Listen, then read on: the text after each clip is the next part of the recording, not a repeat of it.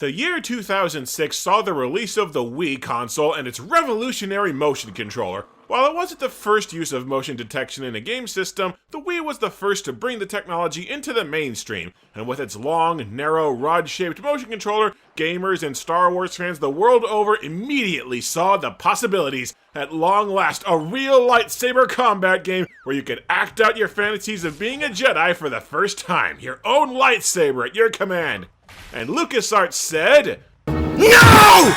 4 Star Wars games were released for the Wii. None attempted to use the Wii's motion controls to replicate lightsaber combat, just vague waggle gestures to launch attacks. If you wanted motion control lightsaber combat on the Wii, your best bet was Wii Sports Resort. Seriously, the swordplay minigame, the motion control is near perfect and the swords are even colored red and blue because they knew they were picking up Star Wars' slack. So the Wii was a missed opportunity, but then the year 2010 saw the release of the PlayStation Move. While I don't have any personal experience with the peripheral, it pioneered the technology that would eventually make virtual reality motion gaming possible. Surely a prime foundation to build the Star Wars lightsaber game that fans craved. And LucasArts said, NO! Exactly 1 Star Wars video game was compatible with the PlayStation Move, and it was Star Wars Angry Birds. How in the hell do you fail that badly?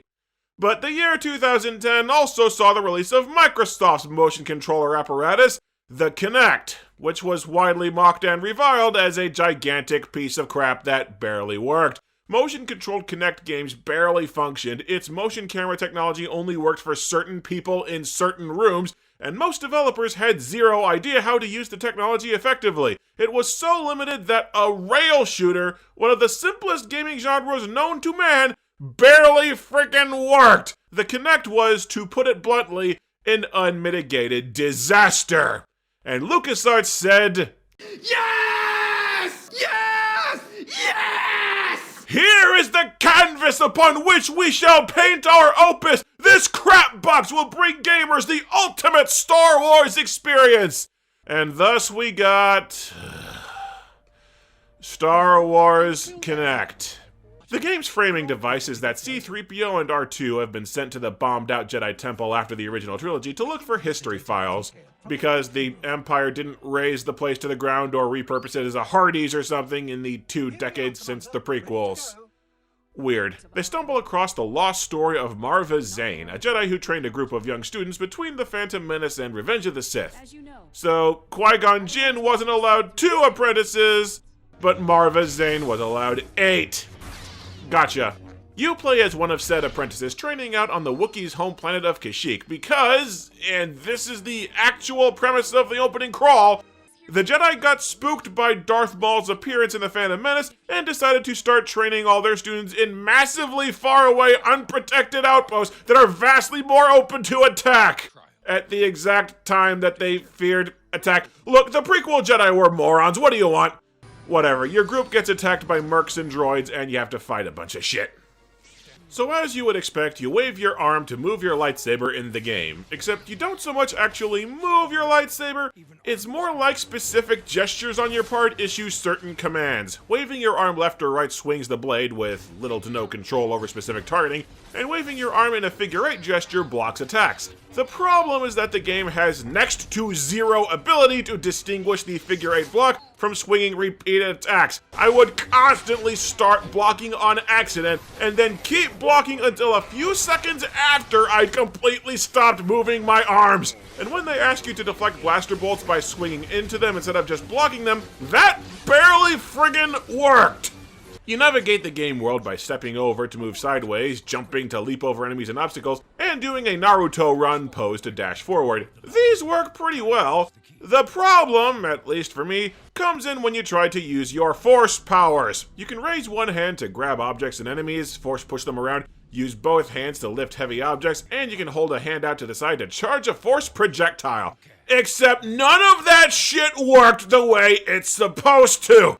I could barely get the Kinect to read any of the inputs for the force powers. Only ever got the lift and push thing to work in heavily telegraphed sequences because it won't aim worth a damn and because the push at the end requires you to throw an already extended arm forward, winding up the force push will just pull enemies towards me and waste the move. The Kinect varies from person to person, but for me personally, nothing about the basic combat actually worked except for attack and jump. And that's not even getting into how the Kinect would near constantly lose track of me and force me to sign back in, or all the problems Miles and I had playing the game in co-op, where the game was near constantly mistaking one player for the other, forgetting if we were right-handed or left. Even in optimal bright lighting conditions and no obstructions, the Kinect barely friggin' worked. That is, unless I was playing a vehicle section. After the campaign's tutorial, a bunch of droids and bounty hunters attack Kashyyyk and you have to drive a speeder bike back to base. And honestly, this part of the game actually worked. It read me leaning back and forth to dodge obstacles and shoot enemies really well. Precision is a little tough when you have no idea how far you'll move when you lean, but at least something is working, right? Also, get a load of Yoda freaking out that your dumb, clumsy ass is going to get him killed. Trees! Avoid them quickly! Ahead! 5 of them! Break, Padawan! Break! That just makes me laugh. You get back to your allies and begin the core gameplay loop of chopping through a few enemies that are recycled by the truckload. Some enemies can block your attacks, and you really aren't given any advice for getting around them, so I took to just jumping around like a maniac to constantly penetrate them from behind. Hey, it worked. Mostly. After you clear the first wave of the attack, Yoda decides that he's getting the hell out of Dodge, and he goes to warn the Jedi Council about the attack. Another wave of enemies makes planetfall, so Marva sends you to escape to Coruscant to warn the Jedi Council of the attack. Does her species have memory problems? Yoda is already doing that. Miles and I were playing co-op, and there's a part where Chewie's driving you through the battle that drove us insane. You have to avoid a laser that kills you in one hit. I thought you were supposed to duck it, Miles thought that you were supposed to jump it, and we were both wrong! Because if you duck under the beam before you're actually prompted to duck, it doesn't count!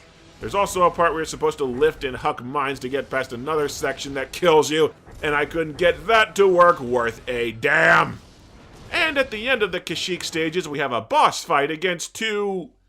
Sun Guards? Am I supposed to know what that is? This is where you use the lightsaber dueling mechanic. Your opponent will attack you either up, down, left, or right with a big-ass telegraph, and you block or dodge the attacks to fill up a meter. Once that meter is full, you wail on your wide-open opponent until their health bar drains. Do this rock-simple process 3 times. This boring crap has got to be the worst attempt at lightsaber duels that I've ever seen in a Star Wars game. It's just so repetitive and lifeless and dull.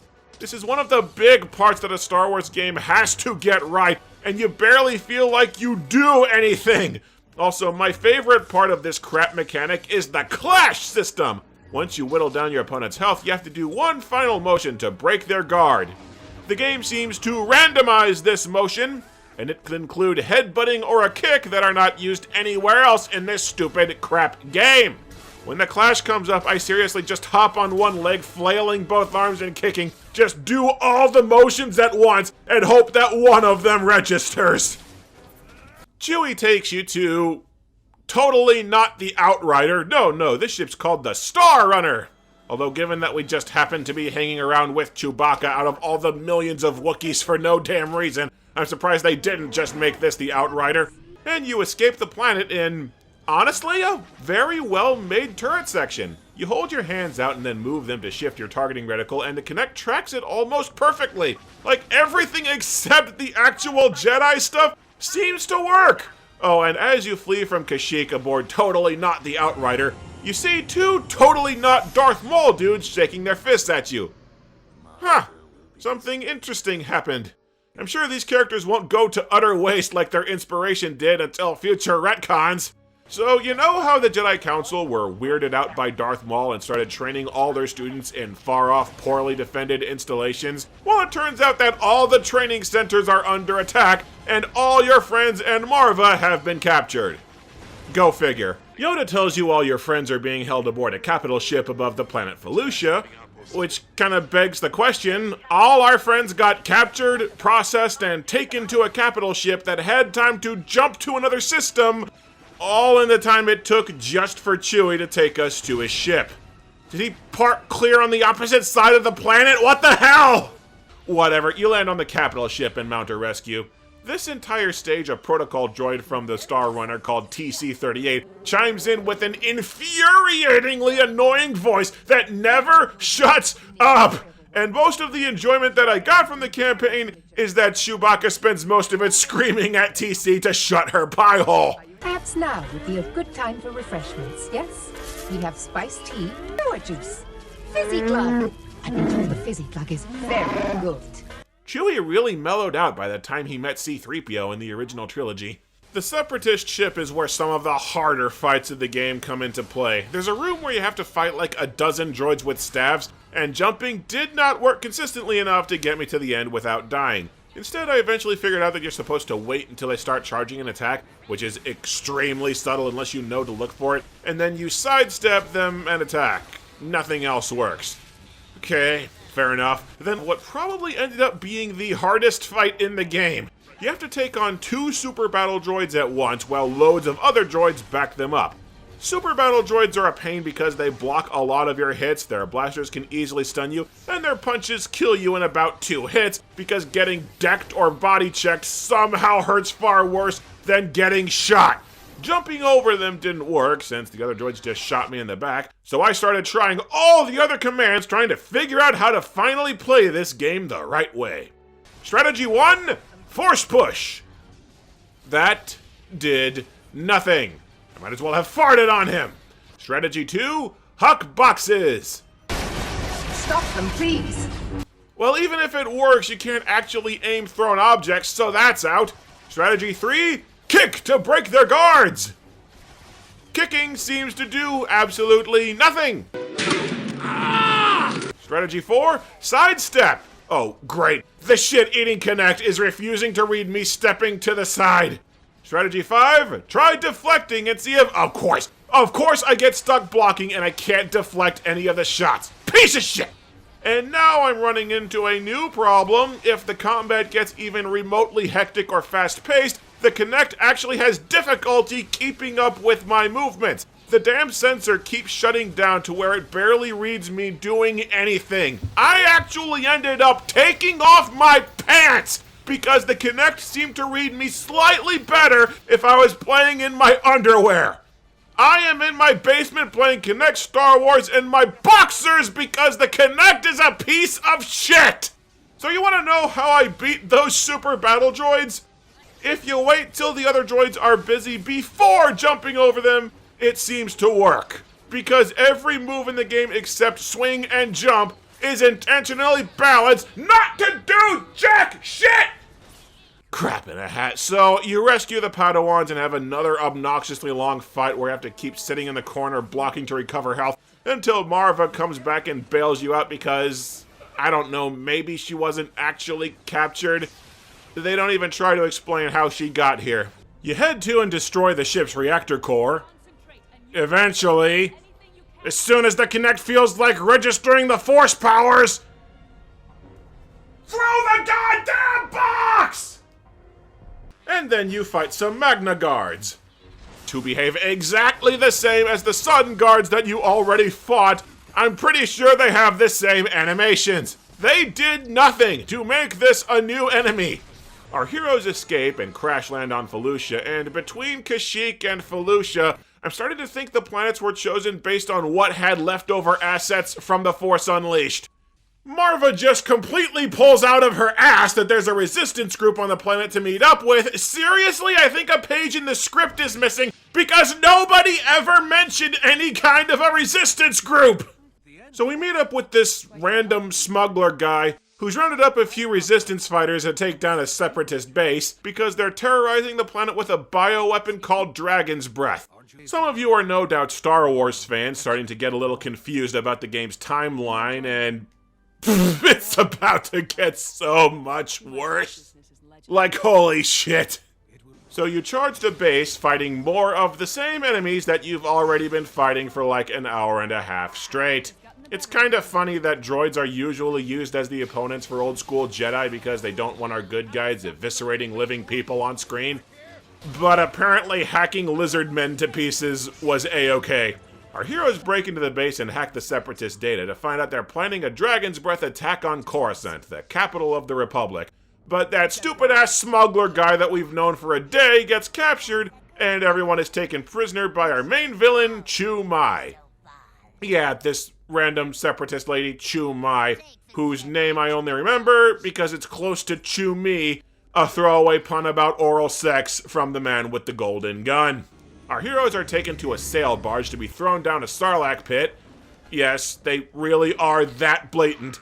But they're saved by one of the biggest ass pulls I've ever seen. Yoda and that smuggler dude who was captured 20 seconds ago just appear right the hell out of nowhere to save you. They don't even try to explain what either is doing here. Also, listen real closely to the music that plays through this level.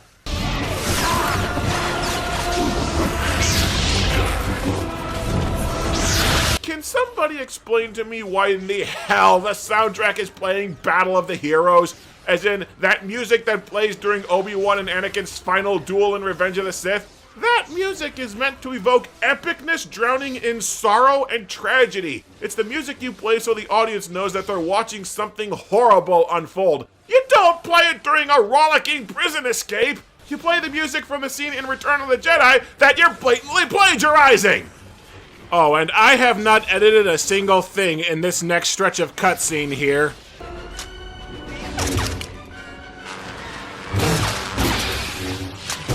Nice work, Padawan.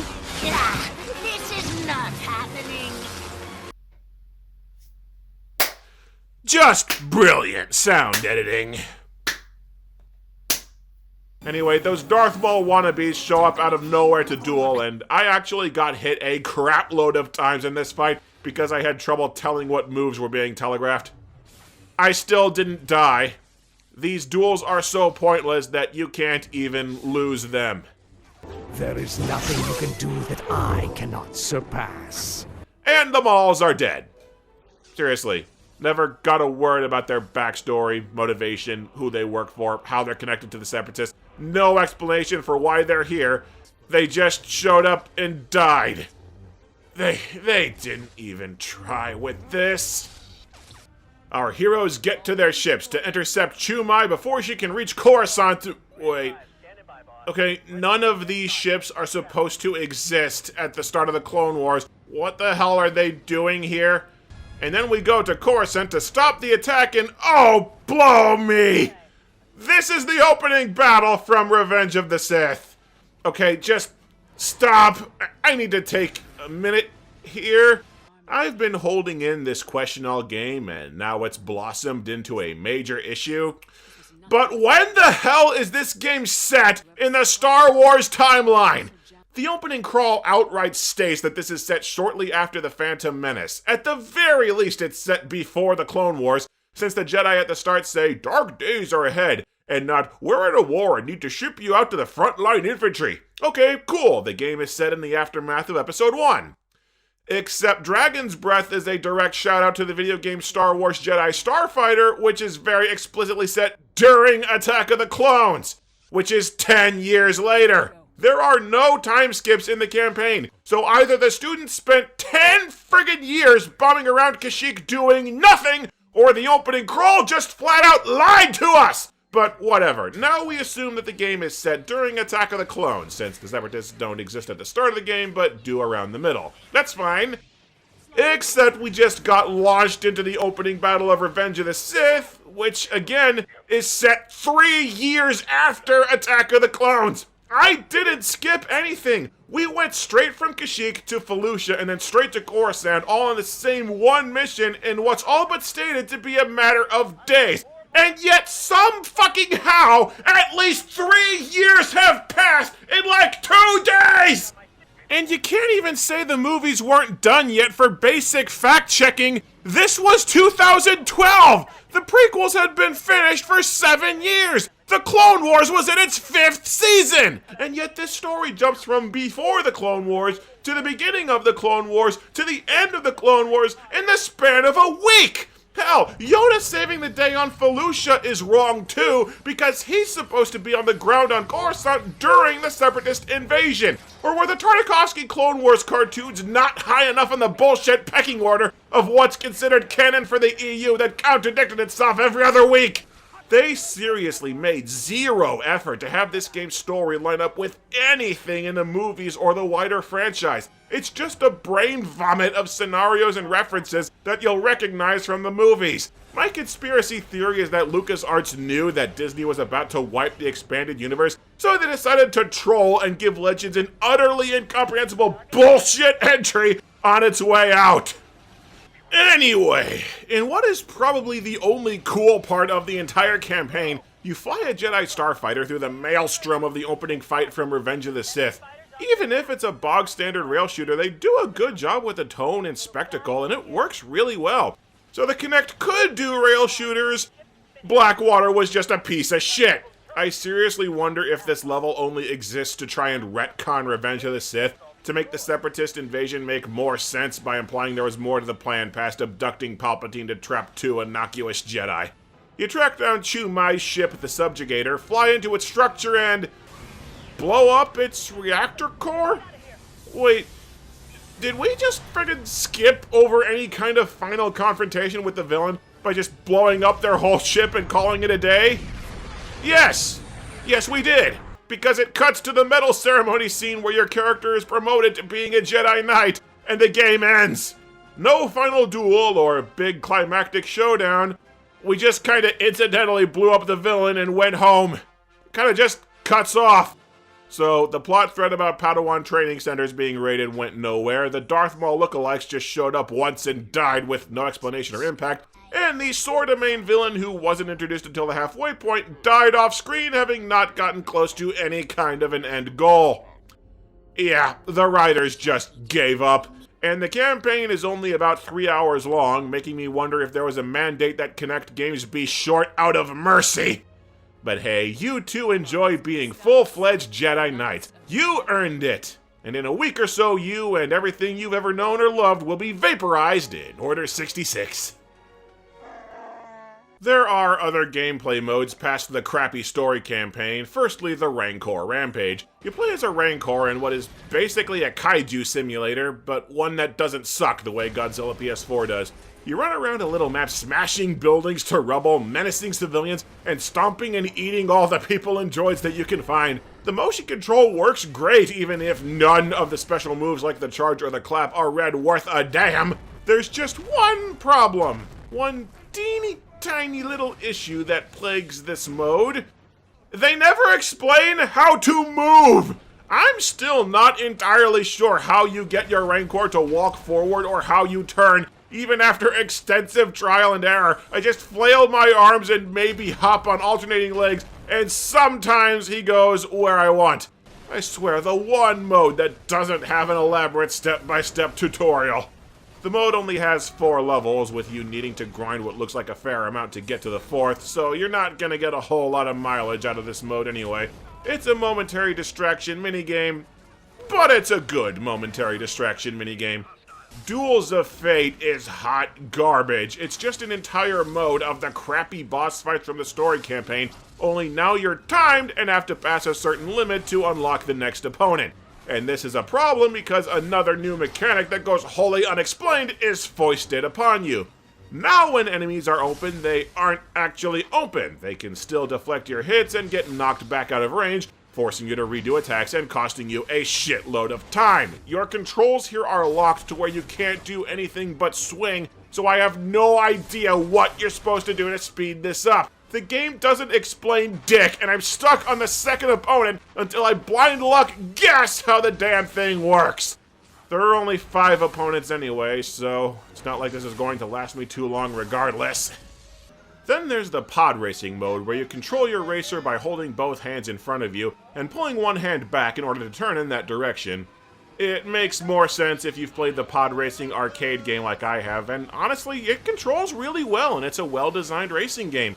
It's fast, but you can still tell where you're going. There's a boost you have to use tactfully, and the controls are really responsive. The tracks and AI are pretty solidly designed too, with some insane tracks that make for great spectacle. Holy shit!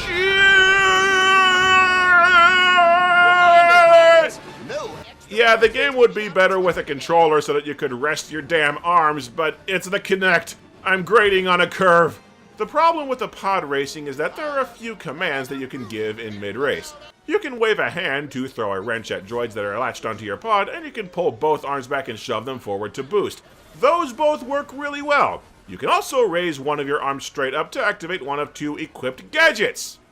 This did not work worth a damn a single freaking time. I raise my arm, and literally all that happens is the game thinks that I'm pulling my arm back to turn, and I swerve off course, and I crash. Thanks! I do find it amusing, though, that once you finish a race and get to the trophy stand, you can dance or flail your arms around, and your character in-game does it to the crowd. That's just fun. The actual campaign for pod racing is 6 levels long plus a training stage, and the story is honestly a lot more engaging than the actual Jedi stuff in the main story campaign. Watto wants to get back into the racing circuit, but loses his pilot and ropes you into driving. You make friends with a veteran racer named Clegg Holdfast, but you find out that the pod racing circuit is super corrupt and Clegg is murdered in mid-race. Then it turns out that even at the height of the Clone Wars, Anakin is still following pod racing, and just to spite Sebulba, he sends you some upgrade parts for the final race, which of course is the track from episode 1. But as decent as the story is, it just cuts off once you win the trophy. You don't see a celebration or see Sebulba get his comeuppance for losing. And he lost bad! He finished in second to last in the final race. See, this is why F-Zero rigs it to where Captain Falcon and Black Shadow are always first and second. But you don't care about Rancors or pod racing, do you? Now I know the real reason why you clicked on this video. I'm picking up my blaster, putting it on my side. I'm jumping in my Falcon, whooping at my side. I'm solo, I'm Han Solo.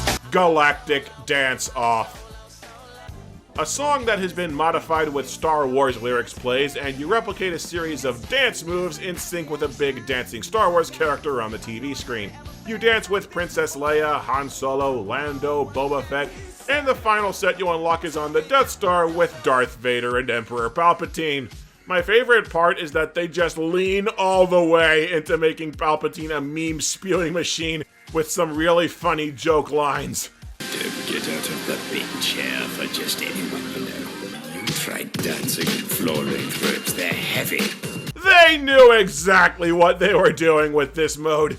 3PO's explanation in the framing device for the dancing mode is that some of the history files have been corrupted into baffling gibberish. They tell you up front that this mode is a joke that bats for the fences, and I love it.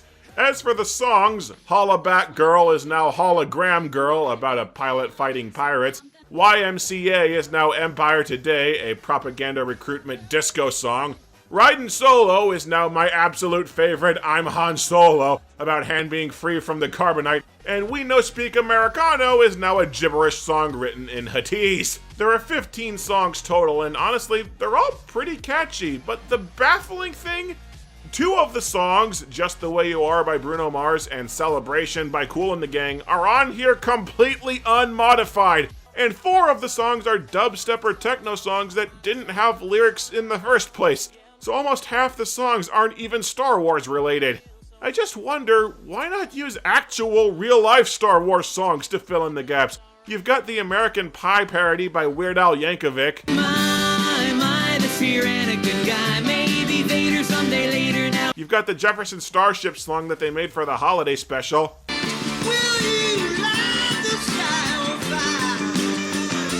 And then there's jizz wailing! No, really, that's what the Cantina music was named by George Lucas himself. Jizz wailing! Now, as fun as the dancing mode is, the Kinect can only read most of the dance moves. A move that shows up all the friggin' time where you brush off your shoulders doesn't read worth a damn, neither does the three-way point, and neither does punch it where you mimic hitting an accelerator. Come to think of it, basically anything where your arms are close in front of your torso the game can barely track. Which is baffling because the pod racing and the rail shooter bits both worked fine. Maybe because in those modes the Kinect was only looking at your hands, and now that it's trying to track your entire body it gets more easily confused? I don't know, but the problem with the unreliability is that you need to ace all of the songs to unlock Celebration, and getting a good enough score on Empire today came down to pure luck. But to be fair, the vast bulk of the moves and songs work perfectly well, and this mode is vastly more playable than the main campaign is, with about the same amount of content. Each song has 3 difficulties, the advanced version has more difficult moves that you'll need more demonstration to pull off, and the extended version is longer, but bafflingly not any harder than the advanced version. And aside from being fun, the dance mode is honestly a pretty good workout since it gets your whole body moving way more than anything else in this glorified collection of minigames. I know it's silly, but the truth is, the dancing mode is probably where you'll spend most of your time on Star Wars Kinect. Not because of the memes, but because it actually works and it has a fair amount of content. And all of the other modes have only one or neither of those things.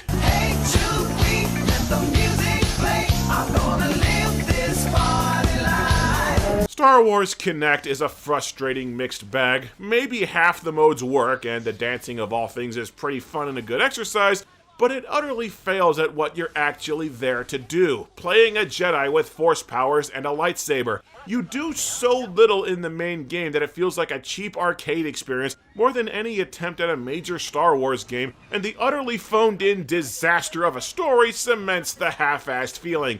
It's pretty clear that nobody involved brought their A game to this project, and this was the last major game that LucasArts published before being shut down when Disney acquired the brand. Well, unless you count Angry Birds Star Wars, Angry Birds Star Wars 2, and Star Wars Tiny Death Star, a mobile game no one's heard of. These days, there are decent Jedi simulation games. I've got the VR game Jedi Challenges for phones with a Bluetooth lightsaber controller, and while it also has problems reading a critical dodging move, it's a hell of a lot better at feeling like a Jedi than any of the other games that I've seen. And there's also the Vader Immortal VR game that I haven't played, but there's an arcade version at the local pizza ranch if the damn thing wasn't out of order every time I'm there. So we eventually actually got our Star Wars simulations, but it shouldn't have taken multiple console generations and waiting until the motion control trend was extinct to get there.